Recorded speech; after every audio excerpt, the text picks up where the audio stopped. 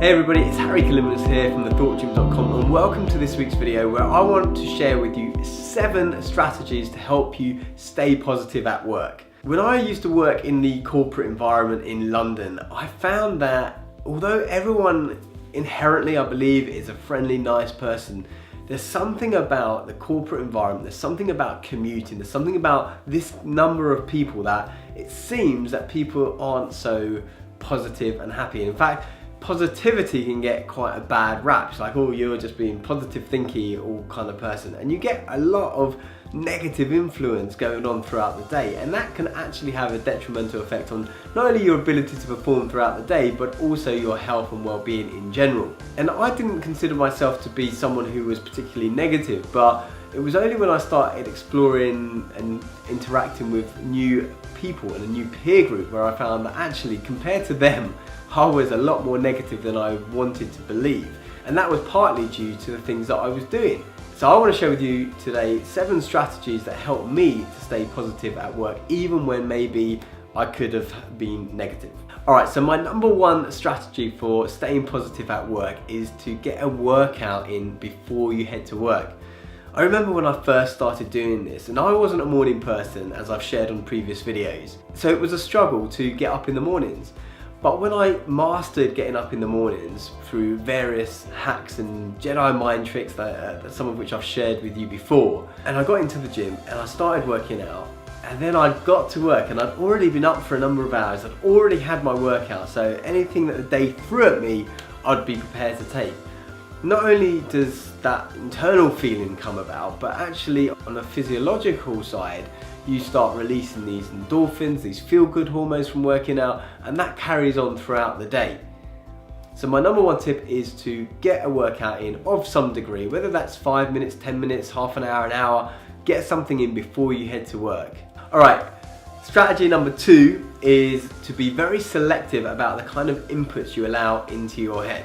What do I mean by that? Are you someone who, first thing in the morning, the alarm goes off, maybe you were like me and you had a radio alarm which would go off, and it usually goes on and off on the hour or the half hour, which is when they start reeling out the news. The first thing you hear is the news and about the corrupt politicians or the destruction in this country or the murder that happened there or the bus strike that's about to happen. You hear all this negative inputs.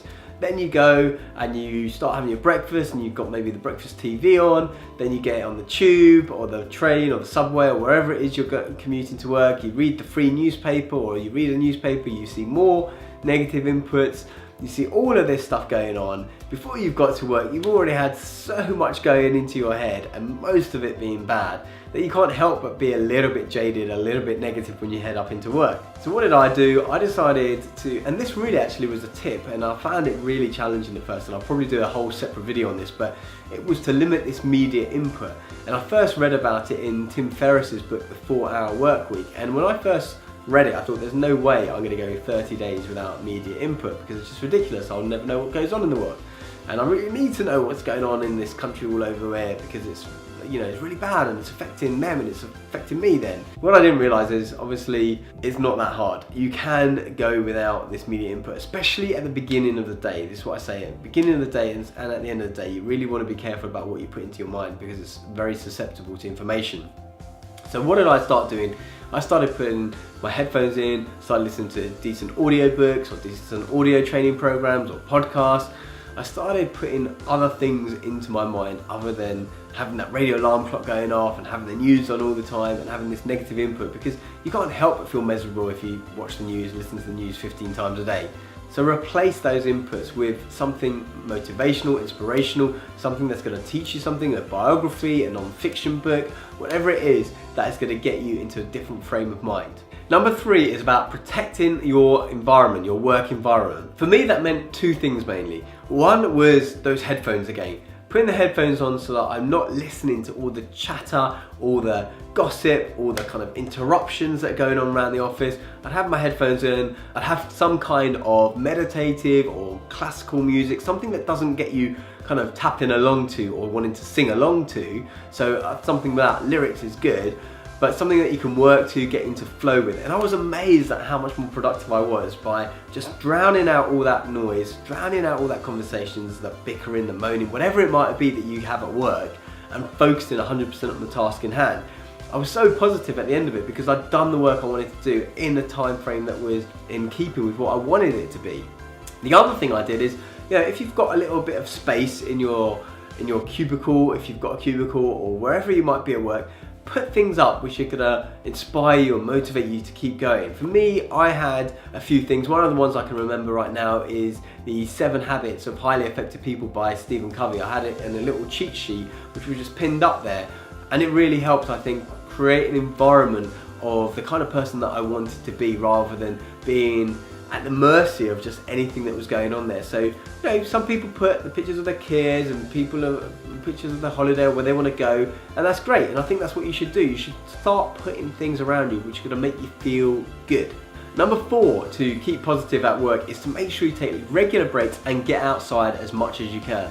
Get outside for 15 minutes before lunch maybe. Get outside at lunchtime. Get outside whenever you can. Walk that extra bit to the tube or to the subway or to the bus stop. Walk a little bit more. Get outside during the day, especially when there's nice sun. But I used to go out when it was raining as well, and people would just think I was crazy. They would literally run downstairs to the canteen, get their sandwich and come back up and sit at their desk.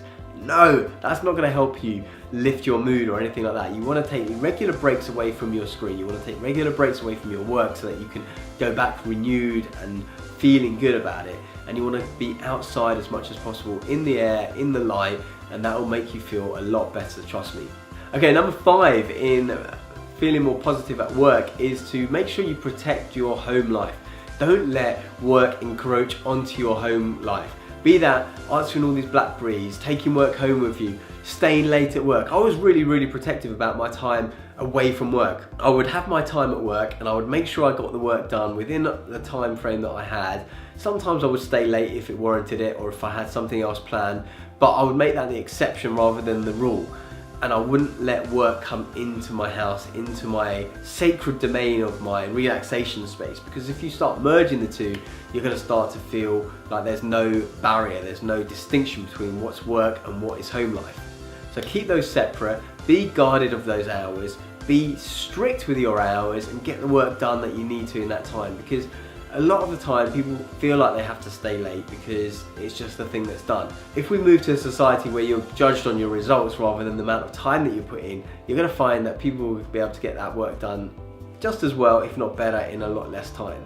So if you're in a results orientated workplace environment, or a road work environment as is being popular, then that's great, because you can set your hours, you can do the work when you want to. But a lot of the time we're not. We're in this environment where we have to do what are perceived are hours and just spend time filling those hours really.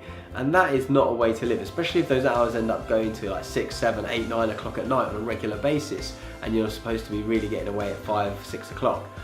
So make sure you guard your hours, and you'll feel a lot more positive when you go back into work the following day. It's no fun when you spend all day at work, all evening at work, practically half the night, you sleep for a few hours and you've got to get back into it. Number 6 is a little bit of an unusual one for most people, and that is micro meditations. What I mean by micro meditations is that whenever I happen to take a lift, which was on a rare occasion because I used to take the stairs quite a lot, but if there were a lot of people in that lift and it used to stop at every floor, and I was on the 7th or 8th floor, then I would just close my eyes and go within for a few minutes, take a few breaths. Maybe it was 5 breaths, maybe it was 10 breaths, depending on how many stops there were on the way up to my floor. And I would just take that time to meditate. Micro meditations, I like to call it. Or occasionally I would go, if I'm gone to the bathroom, I may just sit 2-3 minutes there and just be with myself, take a breath, and just allow thoughts to come in and out of my mind, and just have this micro meditation, this kind of small breathing space where I'm allowed to think without the hustle and bustle of what was going on around me in the office, and the emails coming through and the notifications and people putting things on your desk to do. Just take a time out a few times a day, just for a minute, 20 seconds even sometimes. Just do these micro meditations and notice how your mood improves. Number 7 is to see the bigger picture and be thankful. So I understood that where I was at that point in time was a necessity in order to get me to where I wanted to go. And I was quite happy, and I was indeed thankful that someone was employing me and paying me to do work. And that made it feel much easier to do the work, and I was much more grateful and positive about being there, because I knew that by being there I was able to satisfy other hobbies or ambitions that I had that I wanted to do. And by understanding that there's a bigger picture amongst this, and that the reason that you're there is to serve that bigger picture, and then be thankful that you've got the opportunity to do that when a lot of people might not have that same opportunity. The fact that you're affluent enough to be watching this video on whatever device it might be, even if it's a borrowed device, even if you're at the library, even if you've got your head over someone's shoulder somewhere watching their iPad, the fact that you've got this ability makes you a very privileged person that you should be grateful for that opportunity. And so when you live with this attitude of gratitude, as they call it, you find that you become more and more positive. So I encourage you to find out what you're grateful for about being at that work. You know, they employ you, you have a job, you have an opportunity potentially to grow, to be creative, to show yourself, to feed your family, to put your kids through college. You have all these opportunities maybe as a result of having this role, this job, this work. Maybe you're building your body whilst moving pallets of something, whatever it might be. Find that thing that you can be grateful for in that work. Be aware of what the bigger picture is for you, and then you will find that that positivity naturally seeps into your working day. Okay, so they're my 7 tips for staying positive at work. Working out, be selective about your inputs, protect and perfect your environment, take regular breaks, protect your home life, do some micro meditations, and remember the big picture and be grateful. I hope that's been of use for you. Apologies, it's a slightly longer video than usual, but I did have a lot to pack in there. Please do remember to comment and like, share, and subscribe to this channel. And I look forward to hearing what you have to say about this and how this has improved your work life and maybe even your normal life as well. Please do share your thoughts with me, and I look forward to seeing you next time. Until then, take care, bye bye.